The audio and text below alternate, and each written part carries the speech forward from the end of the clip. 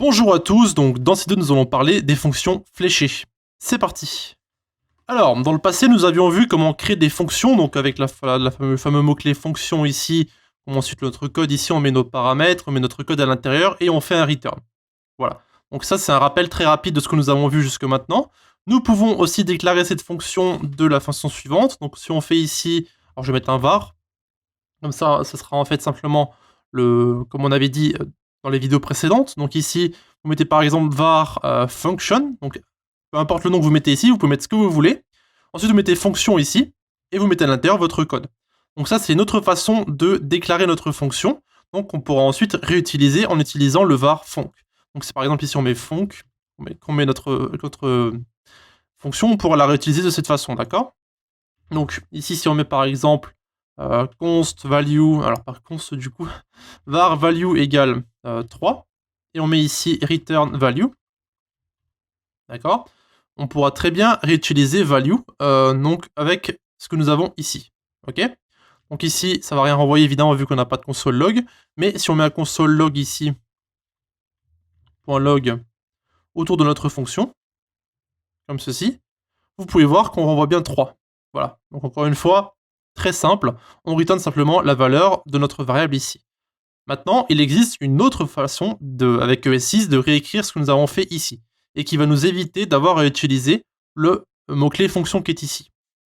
Donc ici, on pourra faire de la façon suivante.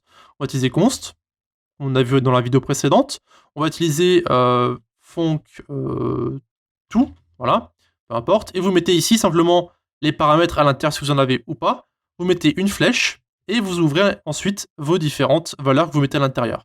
Donc ici, par exemple, on met const my value, et qu'on met 10, et qu'on return donc my value, comme ceci, on pourra donc utiliser func2 de la même façon qu'on a vu au-dessus. Donc on va mettre un console.log func2 comme ceci. Voilà. Et vous allez voir que ça revient exactement au même. Vous avez ici 3 et ici vous avez 10.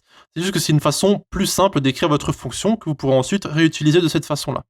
D'accord? À savoir que vous avez une autre façon d'écrire ces fameuses fonctions fléchées. Donc, si vous avez qu'une seule chose qui doit être retournée de votre valeur, vous avez plusieurs façons d'écrire la fonction fléchée. Donc, par exemple, si on a juste une seule valeur à renvoyer, donc on n'a qu'une seule ligne ici dans notre fonction. Donc par exemple, imaginons qu'on veut faire ici un return d'un console log, par exemple. On va mettre ici lol, comme ceci, par exemple. D'accord? Eh bien, cette fonction, on va pouvoir la écrire d'une autre façon, sans avoir à utiliser les accolades ici.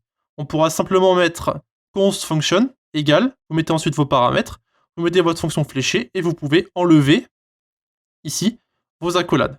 D'accord? Et vous pouvez aussi enlever le return. Voilà, donc ça va directement renvoyer le console log directement. Vous pouvez voir qu'ici, ça renvoie bien lol. Voilà, donc après, bien entendu, vous n'avez pas besoin du console log, vous pouvez simplement renvoyer function2 ici, parce que vous avez déjà un console log à l'intérieur. Vous pouvez voir qu'ici, nous avons bien notre lol. Voilà. Donc, si vous avez qu'une seule valeur qui est renvoyée très simple, que vous utilisez plusieurs fois, vous pouvez vous passer des accolades et vous pouvez aussi vous passer du mot-clé return. Voilà. Donc, très sympathique, personnellement. J'utilise d'ailleurs très souvent ce genre de choses. Maintenant, pour rester sur le sujet des fonctions, on va voir, enfin des fonctions fléchées, on va voir comment utiliser une fonction avec des paramètres. Donc ici, on va utiliser par exemple une fonction qu'on va appeler addition, par exemple. Et ici, on va mettre simplement deux valeurs, donc on peut mettre x, y. Et donc ici, on met notre flèche, et on met donc pas de return, parce qu'on n'a qu'une seule valeur qu'on veut renvoyer, c'est x plus y. Voilà. Et donc ici, si on met ensuite addition, et qu'on met donc 5 et 10, par exemple, et qu'on va mettre un console log autour, ou alors on met le directement à l'intérieur, on va mettre console.log, on va le mettre directement à l'intérieur, ça ira plus vite. Voilà. Et donc ici, on rafraîchit. Vous pouvez voir qu'on a fait l'addition de 5 et 10 directement ici. Et si on réutilise, qu'on met 15 et 40 par exemple, vous pouvez voir qu'ici on a bien 55. Voilà, donc c'est comme ça que vous allez utiliser une valeur donc enfin une fonction avec des paramètres, et si vous avez qu'un seul paramètre, alors ça c'est une exception, si vous avez qu'un seul paramètre, vous pouvez ne pas mettre de parenthèse à l'intérieur de votre fonction fléchée. Donc si par exemple ici vous avez const carré, par exemple, donc le carré d'un nombre c'est le carré fois le carré, enfin, le nombre fois le nombre, pardon. Donc ici si par exemple on met